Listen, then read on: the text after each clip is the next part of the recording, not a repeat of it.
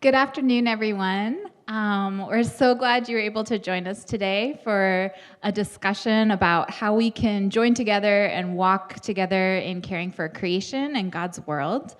We're thankful that you're able to be here and part of the discussion.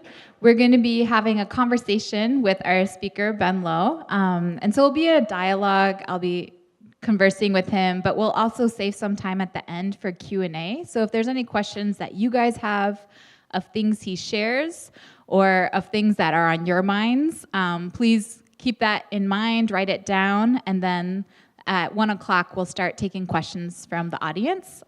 So we really want this to be a participatory event, that it will not just be hearing from him, but having us think about what he's saying and what that might mean for our lives and our community.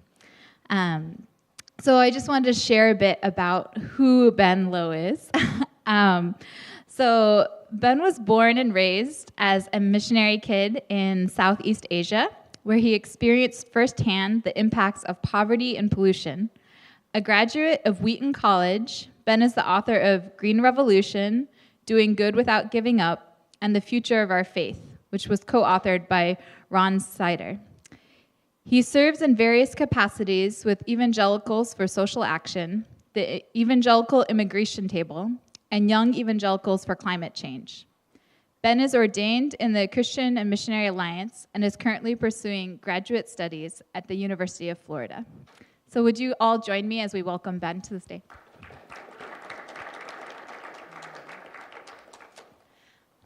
So welcome, Ben. Thank you for joining us today. Thanks for having me. You know, as I walked into this room, I know you had warned me of this, but didn't quite register. I realized the last time I was here was for my brother's wedding reception, which is one of the many wedding receptions in my life that I've been at where I've tried desperately to avoid having to dance. And I think I was successful at that one. But yeah, and before that, my mother did her master's at Gordon-Conwell many years ago when I was a little kid. So I spent a year of my life on one of our furloughs living here at Gordon-Conwell. Well, welcome back to Gordon-Conwell. We're Thanks. glad you're here. So I know you've shared, and as I've known you over the years, that this has been a growing passion of your heart, to care about the environment, to care about climate change, to care about the world and those who are affected by it. But perhaps not everyone here is on the same page of what exactly is creation care. Could you share a bit about that, and then also how you got involved in it as a passion of your own? Sure. So has anyone here heard the term creation care before? Okay. So creation care, as I use it at least, it's another way of saying environmental stewardship or environmental care. It's basically the idea that we are to care for the environment, but from a slightly unique perspective in that we understand the environment as God's creation. It belongs to God, it came from God, and we are a part of it, and our role within that is to care. So the idea of creation care, that it belongs to someone else, but we've been entrusted to its care, conveys a sense of stewardship, which is a term that is used frequently in the broader society. But term creation care has its usefulness within the church, I think. It provides a framework to talk about and understand these issues. But it's not so helpful outside the church. And in the context I'm in right now, which is the University of Florida, where I'm doing my doctoral studies, we don't use the word creation, the term creation care very often. That brings a whole other set of connotations and implications for it. But that's kind of what creation care is all about very generally. And I was born in Southeast Asia, in Singapore and Malaysia, and I always loved nature. And it's one of those inexplicable things because I grew up in a city in Singapore, which has like 5% of its natural areas left. But I found those 5%, and I loved it. And my best memories from my childhood were visiting all my cousins in Malacca, my mom's hometown in Malaysia. And they lived in a little kampong, a little village on the very coast itself. And so we'd be exploring the mud flats and the tide pools and hanging out with the local fishermen and being friends with them so that they would throw us a few things. And we'd, like little fish or crabs that they didn't want to sell. And we'd dig little ponds in the beach and keep them alive until, eventually they'd cave in. And anyway, I'm not sure how caring that was in the the big picture, but we had a lot of fun. And it was just being exposed to God's creation and my love for it that made me very passionate about nature. But as I got older, it was always something that was apart from my faith. It was never connected to my faith. And so when it came time for me to go to college, I was thinking very seriously about things like medical missions or becoming a pastor like my father. And I had a revival experience at our church, actually. Well, not my church anymore, but the church that you belong to in Lexington at a missions conference shortly before I left for college, and listening to a speaker share testimonies of what God was doing around the world. The Holy Spirit moved in me in a way that's somewhat inexplicable, and I just came on fire. And I rededicated my life. You know, growing up in a Christian family, it's one of those things where, well, I was always a Christian, was I? Wasn't I? And I was baptized when I was 16, and I took that very seriously. But that really, the Spirit moved in me, and I wanted my life to count for Christ in the greatest way possible. And so obviously, it couldn't have to do with the environment, because people are far more important than the environment is. And so when I went off to college, I was thinking about medical missions or theology. And that's why I chose Wheaton College, Illinois, because they had a strong reputation for teaching Bible and theology, and that's what I wanted to do.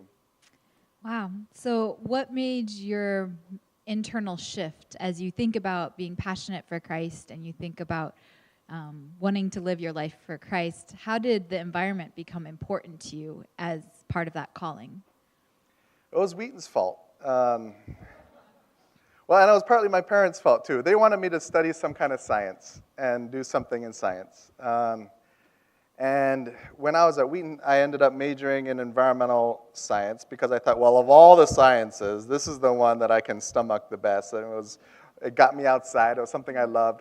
But I always knew that in the end, I'd probably switch out of that and do what I really came there to do, which is study ministry in some form. But it was in my environmental science and my biology, my natural science courses, that I started to learn more about how when the environment isn't healthy, people aren't healthy. And that we're an integral part of the rest of creation, and we can't separate ourselves out of it. And what happens to the rest of creation impacts us, and what we do impacts the rest of creation, and it's connected all around the world. And so as I started to learn that in my courses, I started to realize this dichotomy I had between people and the environment was not an accurate one in the world. And it also, I started to learn from my theology courses that it wasn't a biblical dichotomy to hold either. God made the whole world, and he made us as part of his world, and he has entrusted us biblically. We see all throughout the scriptures. Now, I'm glad my dad dropped me off and left, because I grew up in the church. He has a PhD in New Testament theology, and I've heard, I don't even know how many sermons I've listened to.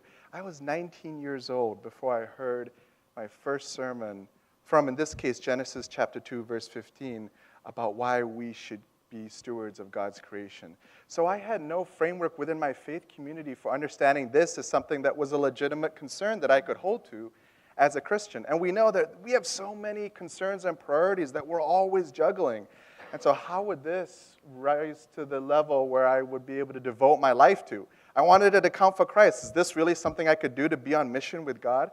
And what I was hearing over and over again in my theology courses at Wheaton, which connected to what I was hearing in my natural science courses, is yes, that as Christians, we are called to care for God's creation. This is part of the mission of God's people in the world today. And I could give my life to Christ through doing this sort of work in the world, and it would not only help the environment that I loved in my spare time, that I was passionate about, but it would also help the people that I felt very compelled to keep as part of what I was doing. I think that's really helpful for us to hear, because I think for many of us, we've probably grown up in churches similar where we don't hear about it. Was there anything in particular as you were learning about this that you're like, I need to start making internal changes? Like as we think about following Christ in relationships, we learn about forgiveness, or when we learn about following Christ with our money, we learn about tithing. What exactly did discipleship and following Christ and caring about the environment look like for you and for the communities you were in? Well, it's been a long journey. I was at Wheaton for 4 years, thankfully, made it out in 4. And then I worked in this area for the last decade, and now I'm in graduate school back again studying. So I'm studying interdisciplinary ecology is the field, but it's basically environmental sciences, sustainable development. And my research happens in East Africa on Lake Tanganyika around fisheries governance. So this has been an ongoing journey for me, and I keep learning more along the way. And I think what has surprised me the most is how biblical this topic is and how much of a blind spot it was for me.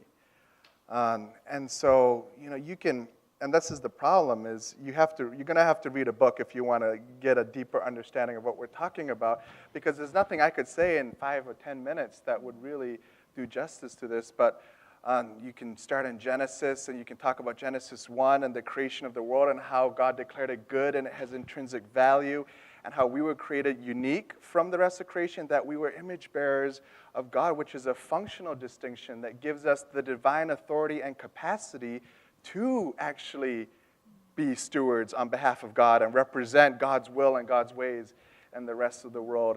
And then you can go from creation and all the way through. You can look at the Old Testament and the laws and how Israel was set up. You can look at the Psalms, and you can look at the heavens declare the glory of God, and the earth is the Lord's and everything in it. And you can look at the prophets and all that they have to say. And you can go to the New Testament, and you can listen to Jesus' teachings, which were always very connected to the world around him.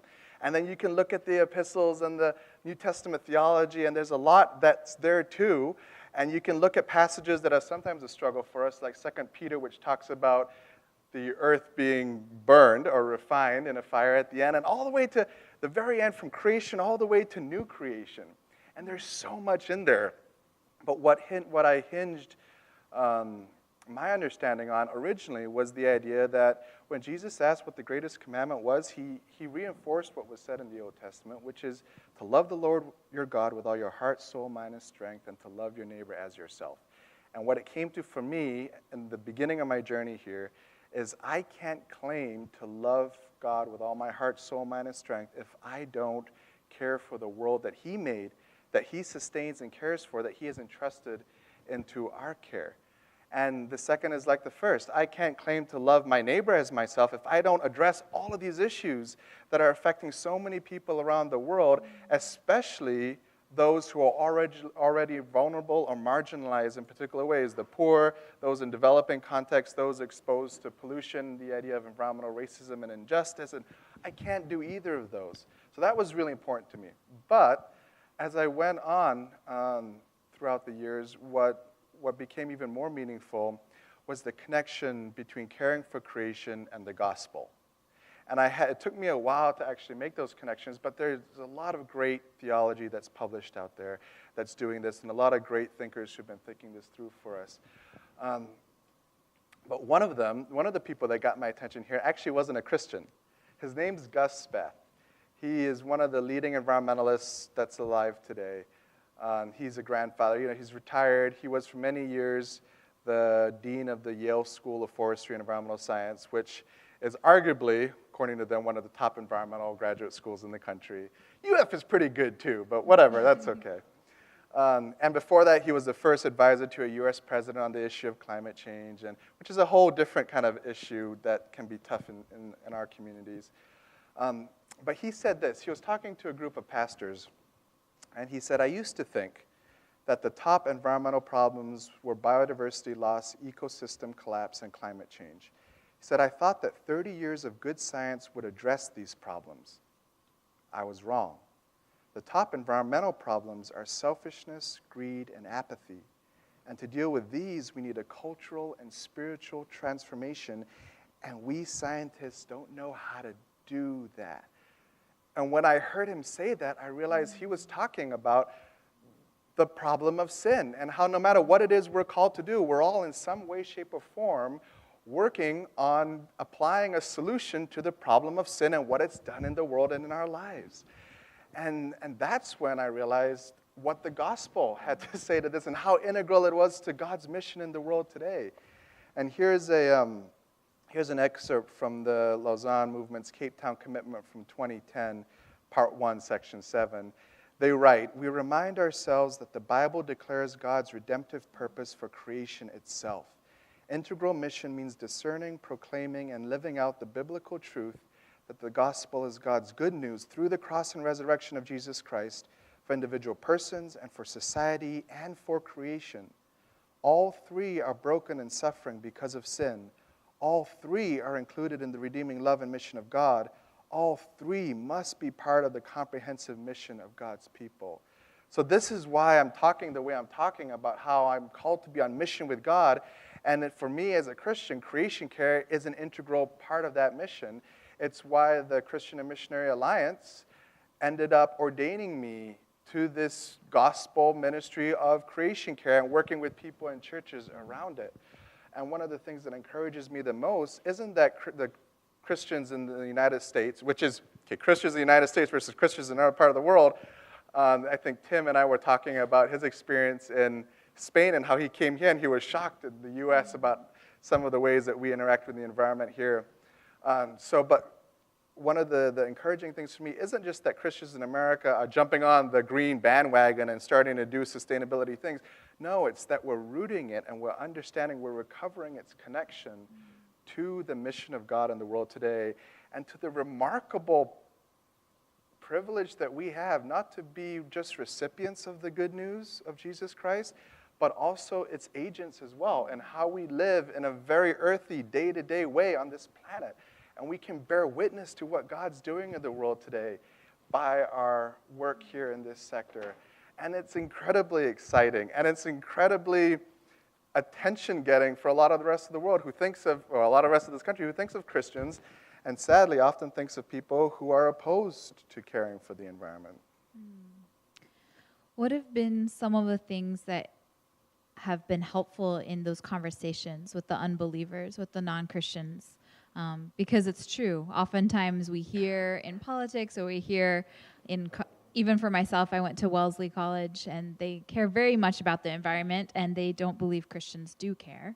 But what have been some of the conversations you've been able to have to help both the Christians understand a bit that it's the gospel, but help the non-believers understand that actually Christians do care about environment because of who God is? Have there been any opportunities to share the gospel with your non-believers who care about environment, or how have engagement there been rocky or smooth?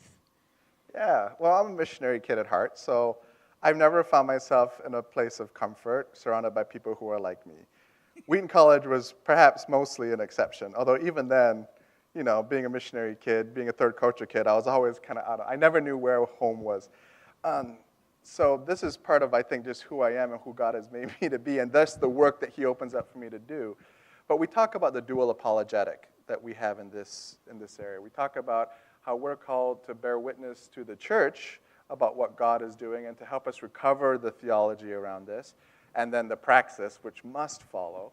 But then we also talk about how we're given the opportunity to interact with people who care deeply for God's world and are probably a lot closer to God than they realize, but have these experiences with God's people in the past, or their understanding or their perception of what following Jesus is all about, that has given them an inaccurate idea that if you care for the environment, then don't go look for support or solidarity from the Christians, which is tragic, isn't it? But this is one of my favorite parts of my job is building these bridges and having opportunities to sit across the table from board members at the Sierra Club and have them ask me, so why? What is it in your faith that compels you to care about the environment like we do?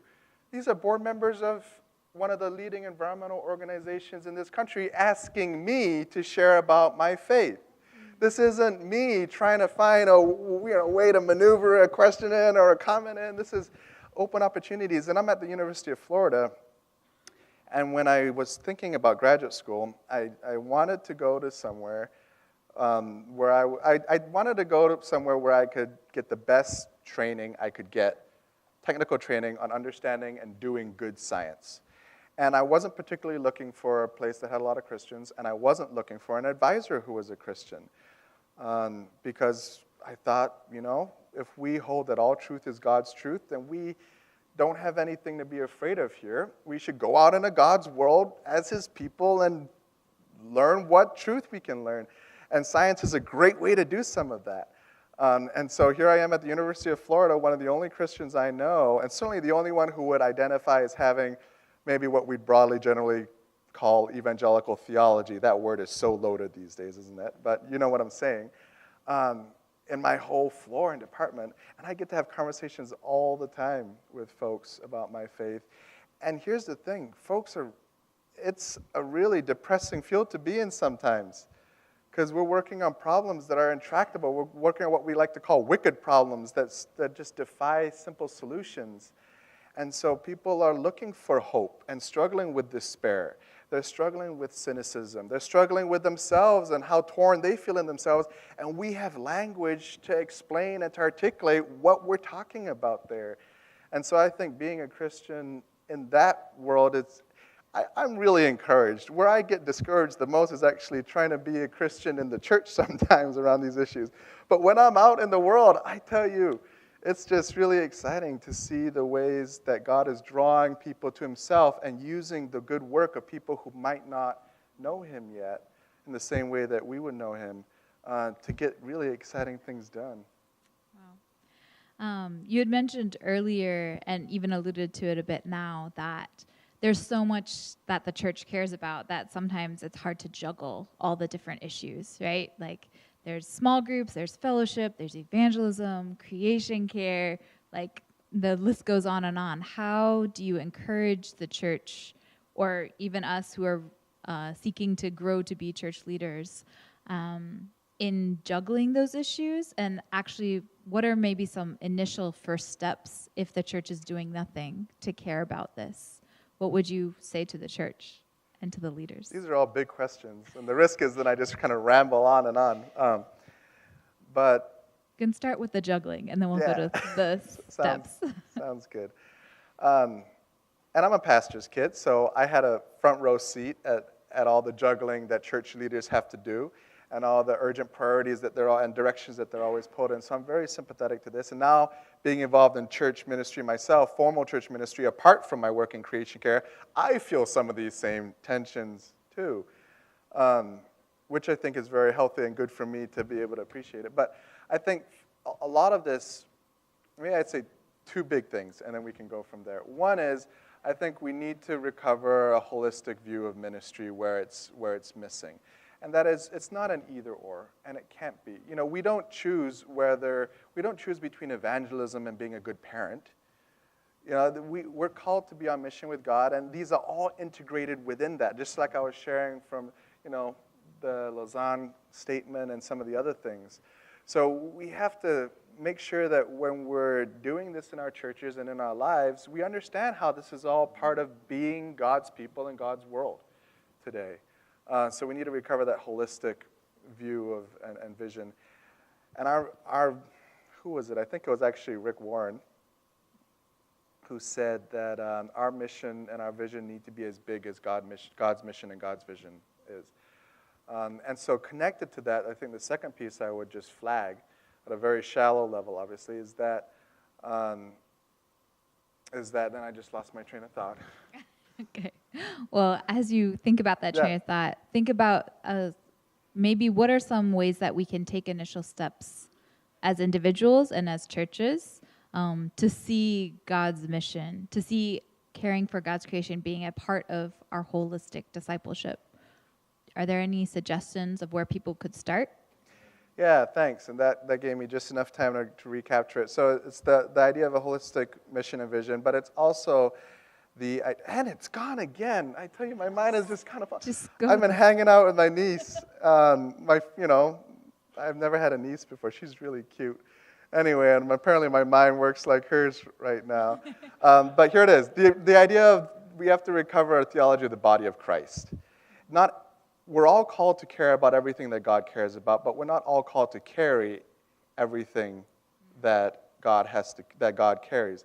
That's actually a paraphrase of a quote that came from the former chaplain at Gordon College, just down the street. And so, what does it mean to be at a church? And I'm working through this. I'm ordained Alliance, but I'm now at an evangelical free church, and I'm working through this with some of the evangelical free churches down in our area.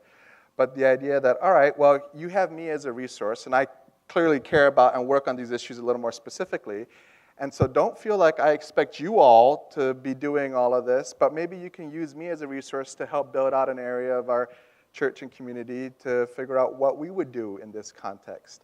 And so I'm very grateful to have the support of the leadership at my church, but I don't expect all of them to be signing up to go clear trails for the Florida Trail Association or whatever it is every day, because I know that we have a lot of callings in the church and we have to function like a body, and we're not always very good at that. We tend to like to prioritize things, whether it's in church and mission, everybody has to do these and these and these, or even in social action and engagement in the political public sphere, where it's like, well, it's always about marriage and abortion, and we have this culture war priority list, and that's very damaging. So along those lines, then, what are some of the things that we can do practically to move things forward? A very simple thing, I think, is that it has to start being taught and preached in our churches. It has to come from the pulpit. It has to be, and then maybe the pulpit is not where you're going to be able to really dig super deep into things, but maybe there's a Sunday school class or a small group or things that get built out, and you identify, as a church leader, you lend your support and affirmation, and you have some grasp of the theological importance of this, and you're able to share that with your congregation. But then you identify the people that God raises up to take that and run with it, with your support. And then to form maybe a committee, and a committee could be 2 or 3 people to start with, and to find initiatives that you can identify. This is the actual work that I do, is more as a community organizer, is developing the strategy for, all right, where's the low-hanging fruit? What are the things that we can do that would make a big difference early on without a lot of resources yet or time, or tons of expertise that we might not have, but that will send a very clear message that these are our values and this is how we're living them out. So, and then you start to do those things, and I know it feels overwhelming a lot of the time, and I apologize when my dad dropped me off and he walked in here, and we met Tim. His first comment to Tim was, "Now, hey, this is an environmental talk. Why do you have little bottled waters all over the table? Shouldn't you not be doing that?" I was like, "Oh, thanks, Dad. Go home." But the reality is we're all on a journey, and our communities are on a journey. And the important thing is to be on the journey in the right direction, always taking the next step. And to accept the grace that God gives us in all areas of our lives for where we fall short, which is all the time. And so what's the next step that God might be calling Gordon-Conwell to do, or your church, or you in your own life? I think one of the challenges within American evangelicalism, one of the many things, this is a bigger problem, is that my mentor, Peter Harris, who founded an organization called Arasha, which would be very relevant to folks here. It's an international Christian conservation organization, and he said, a lot of people are worried about GM foods, genetically modified foods, where you take the DNA of different organisms and you kind of splice them in to create salmon that grow 3 times as fast, which as a fish guy who loves salmon, that's, sounds pretty good to me. Or crops that resist diseases and require less water and things like that. So a lot of people are concerned about genetically modified foods. He said, I think we really should be more concerned as Christians about a GM church. The idea that we have so patched in the individualism, the narcissism, the consumerism, the whatever ism it is of our surrounding culture into our reading of the scriptures and the gospel, that we are not always understanding and living and teaching a biblical gospel anymore. And so when it comes to things like individualism, the predominantly white American evangelical church has had a very clearly demonstrated weakness when it comes to thinking about issues beyond the individual level, thinking about issues of social justice and concern. This is why racial reconciliation and racial justice has been such a struggle for white evangelicals. Even though leadership is on board with this is important, we don't see it happening because a lot of white evangelicals talk about racism as an individual issue.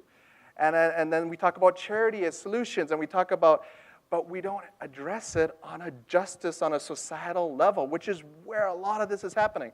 And it's the same with the environment. So we have to not just stay with all right, well, we're going to recycle, and we're going to start a compost bin in our home, and those are all really good, and that's part of our personal discipleship and worship. But it can't end there because our lives don't end there, because we live in communities and on campuses, and because like it or not, we're part of a democracy, which means that we're all at some level responsible for our governance of this country and our communities. And so we need to live out those values consistently throughout all of those different spheres. Thank you for sharing that.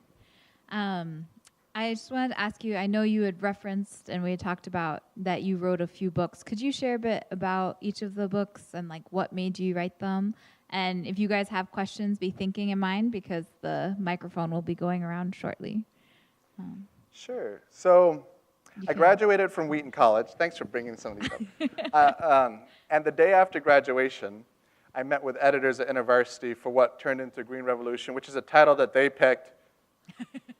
Not coming from an Asian context and heritage, revolution wasn't the word I was going for. However, publishers have veto power on your title. And the idea, though, was we were doing a lot of work at Wheaton and with other Christian colleges around the country and beyond that to recover this as part of how we as a community lived. And there was a lot of exciting stuff going on, and we wanted to share the story of what our generation was coming together to do in our communities that was bigger than changing our own light bulbs and that sort of thing. So that's how I ended up writing Green Revolution. It was really a hard experience. I thought I was done writing term papers, and then I signed up for that, and wow, I learned a lot. I grew a lot through writing that, and I had great editors. And then a number of years down the road, I wrote Doing Good Without Giving Up. It was almost 10 years after I started this work, and that was reflecting on the last decade. I had been involved in a lot of social action and engagement and activism without really coming from a faith heritage that grounded me in that area. It was a lot of the things that we had been learning along the way and the struggles we faced, the challenges that we dealt with. And it was the reality that I looked around me 10 years after I started this work, and a lot of the friends and classmates and peers who started with me were no longer with me. Some of them left the faith.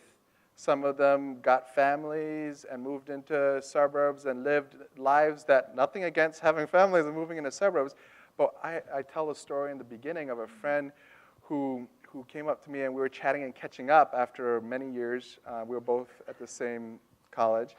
And she kind of sheepishly said, you know, I've really sold out my life. This was how they identified. And that was really sad to me. So I was really reflecting on the lessons learned and in being involved in activism and advocacy. And then this last book, The Future of Our Faith, is the newest. I wrote with a good friend, Ron Sider, who I work with a lot. He's the reason I was actually in Philadelphia. This is going through, I think we have 8 different chapters. The first 4 chapters each chapter is a question that he has for our generation, a concern he has, and then I get to respond. And then the second section are 4 questions. Each one is a question I have for his generation, and then he gets to respond. And then we have a scattering of reflections from different folks all throughout.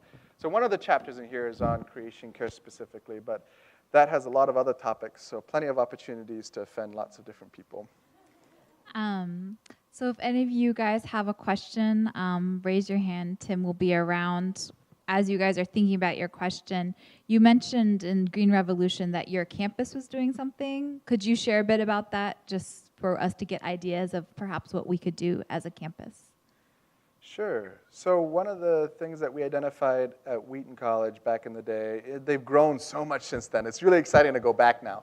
Back in the day, we really weren't teaching about this. And chapel, our 3 times a week chapel service, was the clearly established platform on which things that were important for the campus community were to be presented. And so we worked really hard with the chaplain's office and found great support to have a creation care chapel. And it happens somewhat regularly now, which provided kind of a spark. Also, around the same time, our president, we were working with our college president, and I invited him to my local church to preach a sermon on creation care. And he loves to support students, so he said yes. Turns out, he said later, that was the hardest sermon he's ever had to prepare. But he gave a great message, and then he went back and felt, oh boy, well, I better do something about this now. And so that's how we started. We developed a campus-wide committee that included students, faculty, and staff, and administrators that reported directly to the president. And we started to identify priorities and opportunities and make changes. And then as new buildings were envisioned or being rehabbed, we started to think about, all right, how can we build in some sustainability principles into the green building and design of these different facilities, and kind of went from there. And now they're doing so much in so many different ways that when you convene a conversation, it's just crazy because you've got people from all different departments and expertise, and they come and we talk, and then they go back and they do their stuff.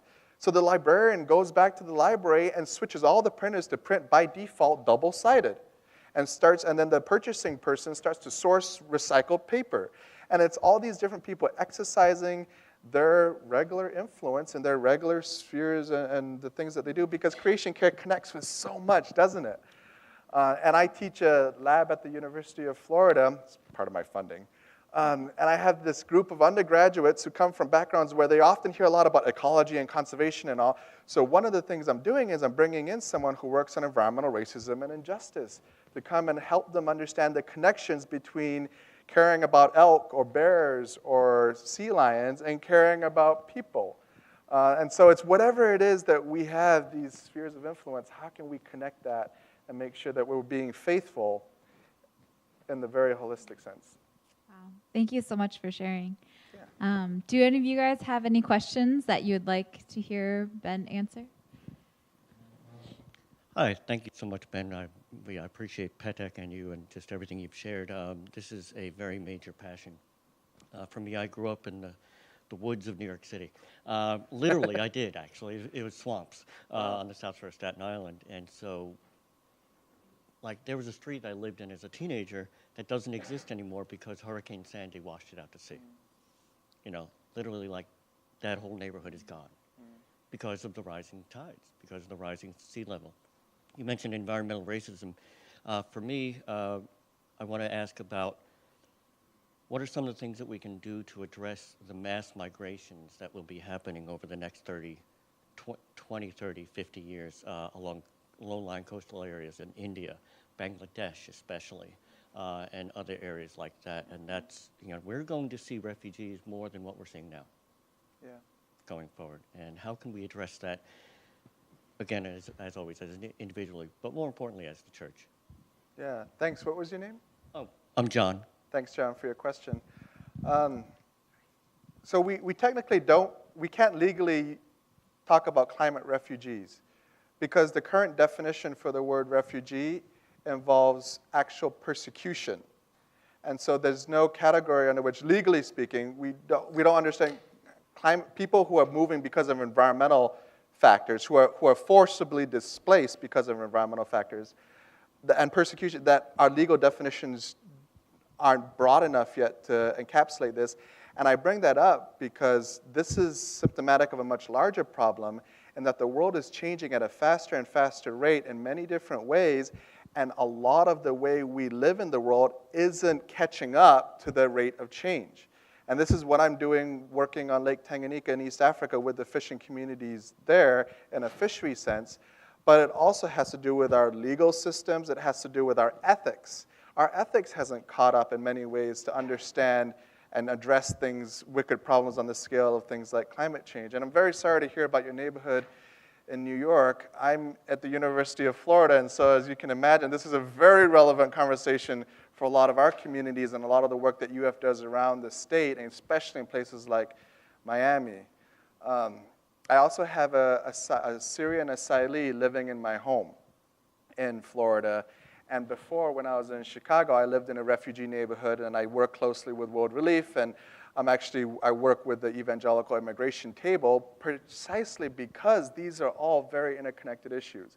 So all of this to say, I don't have a very simple answer to what is a very big question, but I think it's important to recognize that this is already happening, and it's very hard to get precise estimates on the numbers of refugees we expect down the road from a lot of this stuff, because these drivers don't act alone. They're all interconnected. And so I can get you her name later, but there's a professor out of the University of Hawaii who is doing some really great, she's a law professor, doing some really great work on these areas. I don't know if she's a Christian, actually. I heard her talk, and the language made me wonder whether she was a Christian, but she wasn't talking in a context of being a Christian. But one thing that we do recognize is that this is an opportunity for the church to be the church. We aren't one country. We're a body all around the world. And we have local communities planted in every conceivable village and city and town and context. And we are organized and we meet weekly, by and large, or more. And we have language and mission and resources that in an ideal world, as God intends us to be, are all connected. And so in many ways, as a church, I think we have a more effective role to play on these issues than governments will. Because you look at the political situation we're in right now, where the idea of refugees and immigrants has become very politically polarized. And we've been slashing the numbers of refugees that we're accepting into this country for resettlement at the very same time that we're in the worst refugee crisis in the history of the world in terms of the numbers. And we're closing refugee resettlement offices because we just don't have people coming in at the moment, and we can't keep them going without the people coming in. So, but what can the church do in this context to raise our moral voice and speak into the situation more broadly and to the dignity of people, but then also to create the programs and support and to connect people across different borders that are human inventions, but in God's kingdom don't exist. So what can we do as the church? But I mean, so I'm not saying anything in particular. Thank you for your question. But there's a lot that we should be doing, and I think you can fill in the gaps. Yeah. Hi, my name is Rucha, and I'm asking this question because I'm struggling with it. Your backgrounds, you grow up in another country like Southeast Asia, and you know environmental change and things is more like associated with, and you know, power play and policies and things.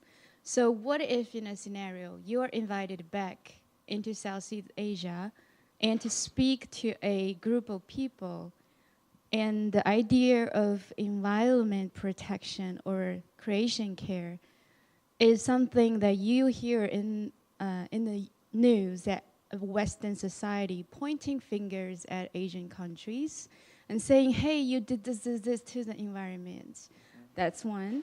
And the second is, you did mention poverty in Asian countries.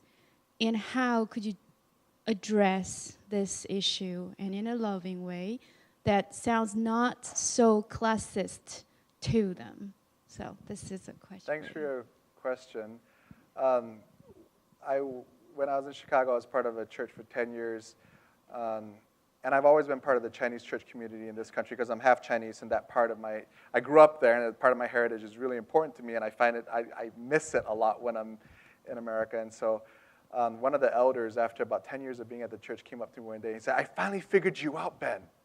Why are you doing this work on environmental issues?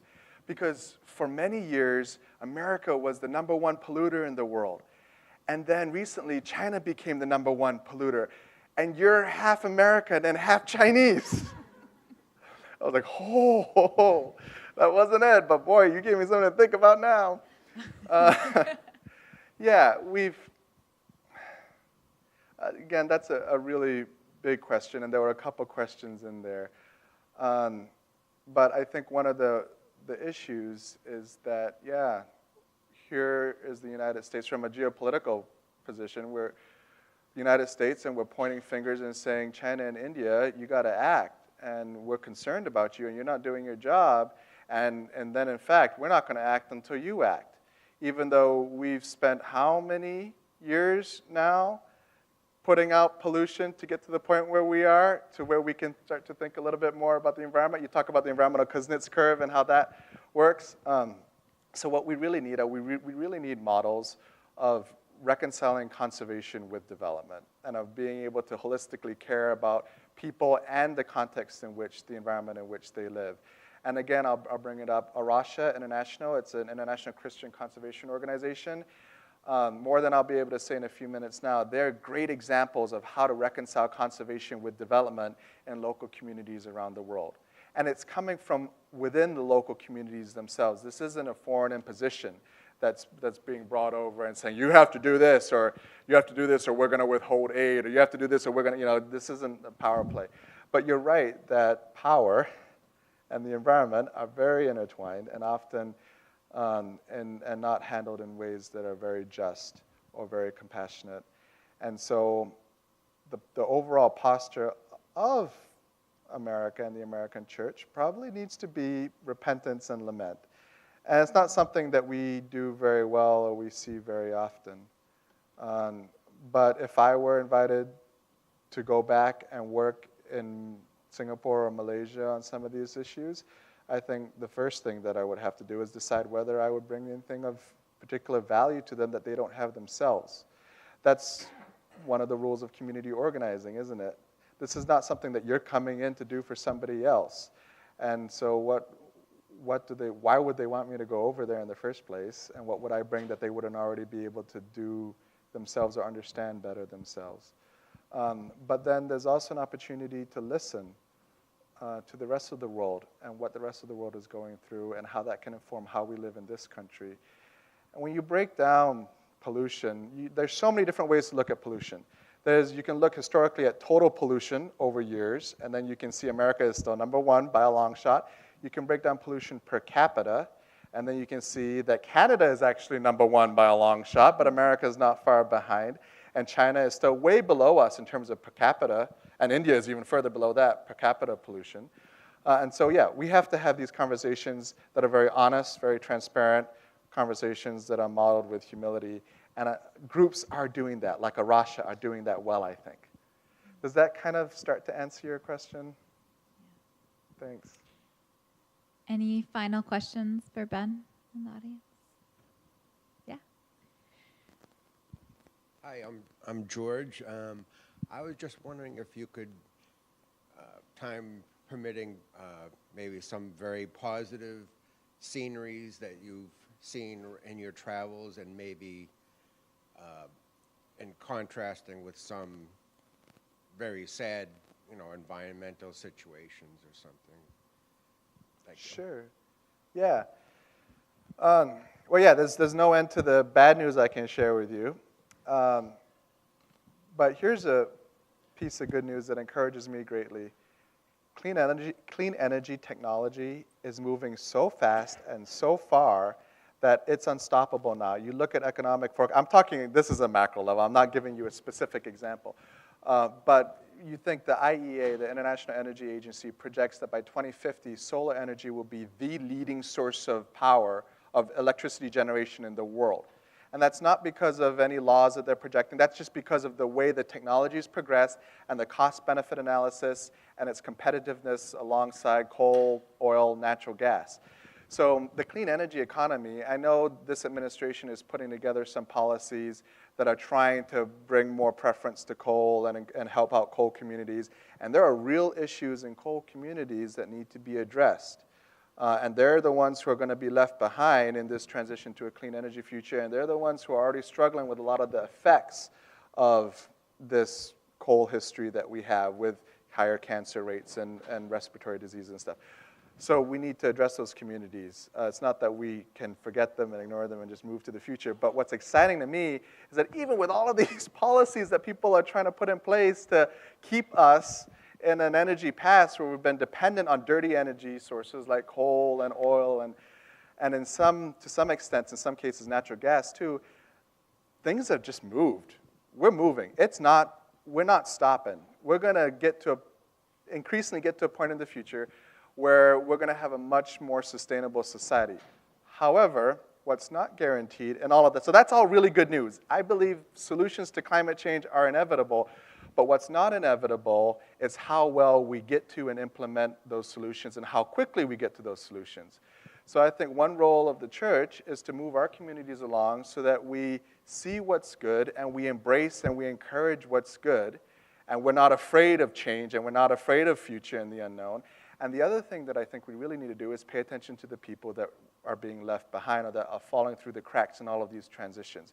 And those are the communities in Appalachia, which is why, a group of pastors and I, a number of years ago, we walked over 100 miles through Appalachia from community to community. We did a prayer walk, and we would get into a community in the evening at a local church, and we'd just meet with people and hear their stories and listen and learn about what was going on, and we'd spend time praying with them, and then we'd move on and listen to more communities before we went to Washington, D.C. to advocate for clean energy, because we need to understand all of it. But so all that to say, sorry, I'm jumping around. All that to say is I'm really encouraged about the future technologically, but I think there's an important role in the church to make sure that that's a just and equitable future as well. So